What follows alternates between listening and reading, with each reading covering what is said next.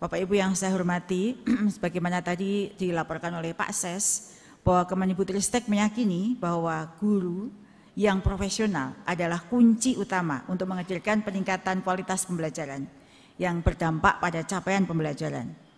Pengelolaan kinerja seyogianya juga menjadi bagian penting untuk mendorong pengembangan kompetensi, peningkatan kinerja, hingga meningkatkan kesejahteraan guru dan kepala sekolah.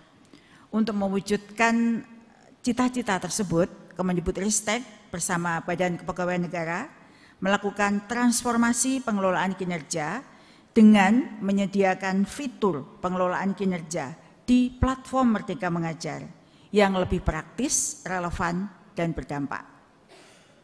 Dengan adanya fitur pengelolaan kinerja tersebut, kami sangat berharap guru dan kepala sekolah tidak lagi repot menyiapkan dokumen-dokumen administrasi dan pengelolaan kinerjanya dalam bentuk fisik atau cetak yang selama ini selalu membebani baik Bapak Ibu kepala sekolah dan juga membebani gudang-gudang kami di Jakarta. Dan mulai tahun depan yang sebentar lagi, sudah beberapa hari lagi kita sudah menuju tahun 2024, guru dan kepala sekolah ASN di bawah pembinaan pemerintah daerah dapat melakukan pengelolaan kinerja melalui platform Merdeka Mengajar tanpa perlu lagi mengisi dua, karena ini sudah terintegrasi dengan e-kinerja atau CASN milik BKN. Nanti Pak Kepala akan menyampaikan lebih dalamnya. Dan fitur ini juga selain kami prioritaskan kepada guru ASN dan kepala sekolah, juga dapat dimanfaatkan oleh guru-guru non-ASN yang ada di sekolah-sekolah swasta. Untuk lebih melengkapi penjelasan ini, saya mohon izin untuk menyampaikan paparan terkait transformasi pengelolaan kinerja guru dan kepala sekolah dalam platform Merdeka Mengajar. Bapak Ibu yang saya hormati, transformasi pengelolaan kinerja yang sekarang sedang akan kita rilis atau kita luncurkan bersama dengan BKN adalah sebagai bagian dari transformasi pengelolaan ASN yang dicanangkan oleh Presiden Joko Widodo, Kemenpan RB, dan untuk menjawab apa yang menjadi canangan Presiden tersebut, Kemenpan RB melakukan transformasi pengelolaan kinerja, yang mana ini diatur dalam peraturan Menpan RB nomor 6 tahun 2022 tentang pengelolaan kinerja pegawai aparatur sipil negara, lalu ditambah dengan diluncurkannya atau dikeluarkannya Permenpan RB nomor 1 tahun 2023 tentang jabatan fungsional. Bapak Ibu yang saya hormati, sekarang pertanyaannya, mengapa sih kita perlu melakukan transformasi pengelolaan kinerja guru dan kepala sekolah? Kira-kira manfaatnya ini untuk siapa? Kami sampaikan bahwa transformasi ini dapat dimanfaatkan oleh banyak pihak, terutama 3 pihak yang sangat mengambil manfaat terkait dengan hal ini. Yang pertama, bagi pegawai itu sendiri, ini sebagai alat untuk merencanakan, melaksanakan, dan meningkatkan kinerja sesuai ekspektasi pimpinan. Jadi kami sudah menjawab tantangan di dalam Permenpan RB yang dikeluarkan, bagaimana kita bisa merencanakan, melaksanakan, dan meningkatkan kinerja sesuai ekspektasi pimpinan tersebut. Lalu bagi pimpinan itu sendiri, transformasi pengelolaan kinerja ini sebagai alat yang dapat digunakan untuk mengelola kinerja pegawai atau kinerja secara individu dan kolektif dan bisa berdaya mencapai tujuan dan sasaran organisasi. Pimpinan juga sangat akan mendapatkan banyak manfaat terkait dengan hal ini, dan bagi pemerintah daerah sendiri ini sebagai alat dalam mengelola kinerja seluruh unit untuk mencapai tujuan dan sasaran pemerintah daerah. Dan untuk pendidikan khususnya, transformasi pengelolaan kinerja ini akan sangat bermanfaat dalam transformasi pembelajaran, karena semua guru dan tenaga kependidikan mendapatkan pengakuan atas kinerjanya, menunjang transformasi pembelajaran untuk mewujudkan pembelajaran yang berorientasi pada peserta didik. Bapak Ibu yang saya hormati, transformasi pengelolaan kinerja ini harapan kami bisa membuat guru dan kepala sekolah merdeka dalam 3 hal. Merdeka dalam dari beban administrasi yang selama ini membebani para guru dan tenaga kependidikan, merdeka dalam memilih indikator yang relevan, dan merdeka untuk unjuk kinerja yang berdampak. Untuk merdeka yang pertama dari beban administrasi, kami berharap dengan transformasi pengelolaan kinerja ini yang sebelumnya pegawai atau guru dan tenaga kependidikan tersita waktunya untuk urusan administrasi dan atasan atau Pemda mereview dokumen tersebut secara manual, maka harapannya menjadi semakin selaras dan terjadi percepatan proses melalui teknologi dan terintegrasi pengelolaan kinerja daerah, dan juga makin sedikit dokumen yang harus disiapkan dan direview oleh atasan dan pemerintah daerah. Lalu terkait dengan pemilihan indikator yang relevan, kalau sebelumnya guru dan tenaga kependidikan diukur dengan banyak indikator dan pemetaan kebutuhan peningkatan kinerja sulit dilakukan karena indikatornya terlalu banyak, maka dengan transformasi tersebut diharapkan pegawai memilih satu saja indikator kinerja yang paling relevan untuk ditingkatkan, dan atasan dan Pemda dapat menyusun prioritas indikator sesuai kondisi sekolah dan daerahnya masing-masing. Sedangkan yang ketiga, merdeka untuk unjuk kinerja yang berdampak. Kalau sebelumnya tekanan untuk mencapai kinerja sempurna hanya melahirkan perubahan di atas kertas, kita tahu selalu terjadi peningkatan terus-menerus. Harapannya dengan transformasi ini pegawai melakukan peningkatan kinerja berbasis observasi kinerja nyata yang dilakukan oleh guru dan tenaga pendidikan yang bersangkutan, dan atasan dan Pemda fokus untuk mendukung peningkatan kinerja yang berdampak nyata pada pembelajaran peserta didiknya. Bapak Ibu yang saya hormati, terkait dengan bagaimana cara melakukan pengelolaan kinerja yang sekarang akan kita riliskan, ada 3 tahapan pengelolaan kinerja yang mana kami akan siapkan tahapan ini lebih praktis dan bermakna untuk mendorong kinerja yang relevan dan dengan pembelajaran masing-masing. 3 tahap tersebut dimulai dari perencanaan, pelaksanaan, dan penilaian. Di tahap perencanaan tersedia 8 indikator kinerja yang terintegrasi dengan rapor pendidikan. Kita tahu ada rapor pendidikan yang menjadi rujukan setiap sekolah.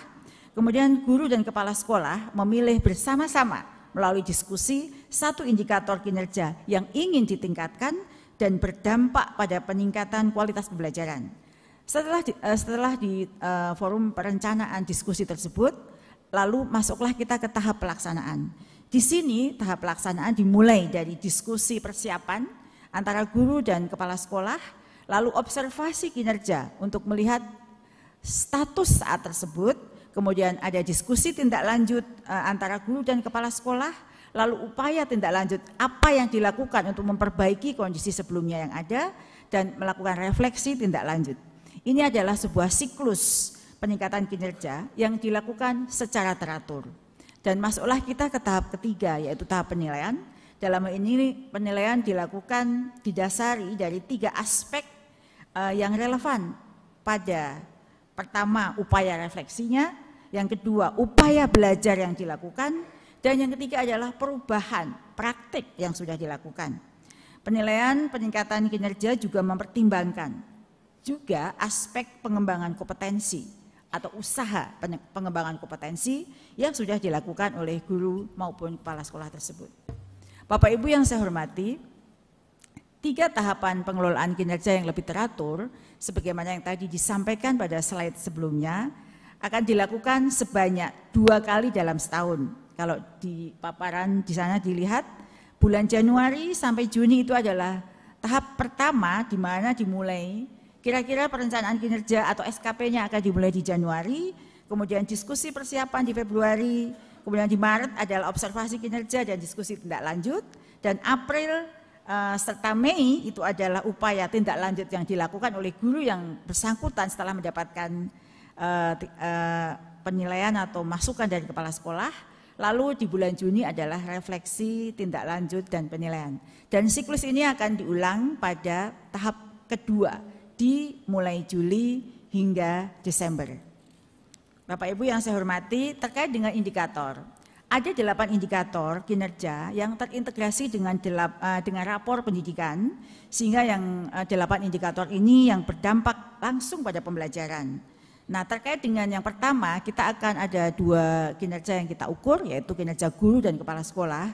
Untuk indikator guru yang terintegrasi dengan rapor, itu merupakan turunan dari indikator kualitas pembelajaran pada rapor pendidikan. 8 indikator yang hanya dipilih satu saja yang paling relevan dengan kondisi sekolahnya adalah apakah keteraturan suasana kelas, apakah aktivitas interaktif, penerapan disiplin positif, instruksi yang adaptif, umpan balik yang konstruktif, instruksi pembelajaran, perhatian dan kepedulian, atau ekspektasi pada peserta didik. Jadi dari 8 ini dipilih satu saja yang akan menjadi fokus untuk peningkatan kompetensi atau penilaian pada satu tahap berjalan. Kemudian terkait dengan indikator kepala sekolah, ada juga 8 pilihan indikator kinerja yang terintegrasi di rapor pendidikan untuk kepala sekolah yang berdampak pada pembelajaran. Nah, indikator ini juga merupakan turunan dari indikator kualitas pembelajaran pada rapor pendidikan. Apa saja indikator ke-8 itu yang dipilih? Yaitu memandu perencanaan pembelajaran, siklus peningkatan kualitas praktek pembelajaran, komunikasi, visi, misi satuan pendidikan, kemudian menceritakan praktek baik kepemimpinan, presentasi program sekolah, refleksi program pengembangan kompetensi guru, refleksi pengelolaan kurikulum satuan pendidikan, dan atau aktivasi kegiatan komunitas belajar. Jadi 8 itu adalah turunan dari yang ada di rapor. Kepala sekolah cukup memilih satu saja yang akan menjadi fokus pada penilaian satu periode. Nah, untuk mendukung transformasi pengelolaan kinerja tersebut, Kemendikbudristek bersama Badan Kepegawaian Negara sudah menerbitkan juga surat edaran, yang mana surat edaran nomor 17 tahun 2023 dan surat edaran nomor 9 tahun 2023. Ini adalah surat edaran bersama tentang sistem informasi pengelolaan kinerja aparatur sipil negara. Dan mulai Januari 2024 dengan segala persiapan yang ada dan surat edaran yang sudah SEP yang sudah diterbitkan, maka pengelolaan kinerja guru dan kepala sekolah dilakukan melalui platform Merdeka Mengajar yang sudah terintegrasi dengan aplikasi e-kinerja Badan Kepegawaian Negara. Bapak Ibu yang saya hormati, untuk memudahkan Bapak Ibu semua di daerah melihat bagaimana sih langkah-langkah selain yang sudah dipaparkan dari berbagai media sosialisasi yang lain, kami juga sudah menerbitkan regulasi berupa Perdirjen untuk mendukung penerapan pengelolaan kinerja guru dan kepala sekolah melalui PMM. Perdirjen GTK nomor 7607 tentang petunjuk teknis pengelolaan kinerja guru dan kepala sekolah bagi para pemerintah daerah, kepala daerah, guru yang ingin mengetahui lebih jauh secara teknis bagaimana menggunakan fitur ini. Bapak Ibu yang saya hormati, pengelolaan kinerja guru dan kepala sekolah yang dirilis sebentar lagi lebih praktis dan relevan di platform Merdeka Mengajar karena sudah terintegrasi dengan e-kinerja Badan Kepegawaian Negara. Praktisnya adalah dokumen yang diisi dan disiapkan menjadi lebih sedikit sehingga beban administrasi guru dan kepala sekolah mulai berkurang, dan relevannya adalah praktek kinerja mengacu pada 8 indikator rapor pendidikan yang direkomendasikan sehingga pengelolaan kinerja akan sesuai dengan kebutuhan peningkatan pembelajaran di satuan pendidikan. Dan berdampak nyata harapannya penilaian kinerja akan lebih berdampak pada kualitas pembelajaran berdasarkan observasi kelas. Guru dan kepala sekolah juga akan mendapatkan apresiasi sesuai dengan kinerjanya masing-masing, sesuai dengan amanah peraturan perundangan yang ada, bahwa apresiasi penghargaan sesuai dengan kinerja masing-masing guru dan tenaga kependidikan. Bapak Ibu yang saya hormati, guru dan kepala sekolah dengan fitur pengelolaan kinerja ini akan semakin mudah melakukan 3 tahap pengelolaan kinerja di platform Merdeka Mengajar yang terintegrasi dengan e-kinerja.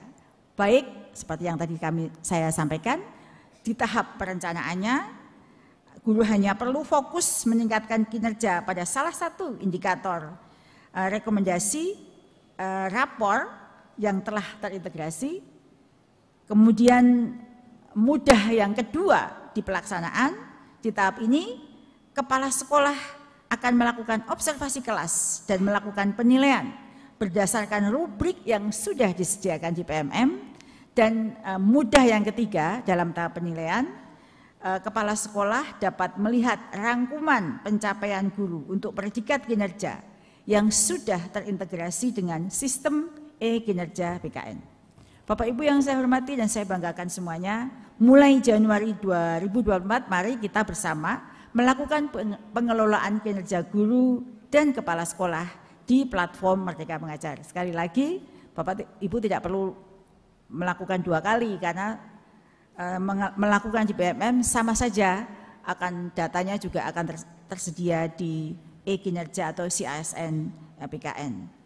Kapan kira-kira Bapak Ibu guru dan kepala sekolah mulai melakukan pengelolaan kinerja di BMM? Setelah dirilis di penghujung tahun 2023 ini, akan dimulai di 1 Januari 2024. Guru sudah mulai dapat mengumpulkan SKP di BMM, dan 15 Januari 2024 kepala sekolah dapat mulai membuat SKP di PMM. PMM sudah siap untuk menjadi wahana bagi Bapak Ibu guru untuk bertransformasi. Mulailah akses pengelolaan kinerja di platform Merdeka Mengajar mulai dari sekarang. Bapak Ibu bisa melakukan pembelajaran lebih lanjut di link yang sudah tersedia di fitur pengelolaan kinerja guru dan kepala sekolah yang ada di PMM. Bapak Ibu yang saya hormati, ini adalah penghujung paparan saya. Saya meyakini bahwa perilisan fitur pengelolaan kinerja guru di platform Merdeka Mengajar akan dapat membantu guru dalam meningkatkan kinerjanya dan dampaknya akan terasa nyata pada pembelajaran dan capaian belajar murid tanpa harus terbebani administrasi. Bukan hanya itu, dengan platform pengelolaan kinerja yang kontekstual dan terintegrasi, guru dan kepala sekolah yang kompeten diharapkan bisa mendapat apresiasi sesuai dengan kinerja dan kompetensinya. Pada akhirnya, pengelolaan kinerja di platform Merdeka Mengajar dapat menjadi acuan bagi guru dan kepala sekolah di seluruh Indonesia untuk menjadi pendidik yang profesional serta bergotong royong pada peningkatan kualitas pembelajaran murid. Sekian, terima kasih. Assalamualaikum warahmatullahi wabarakatuh.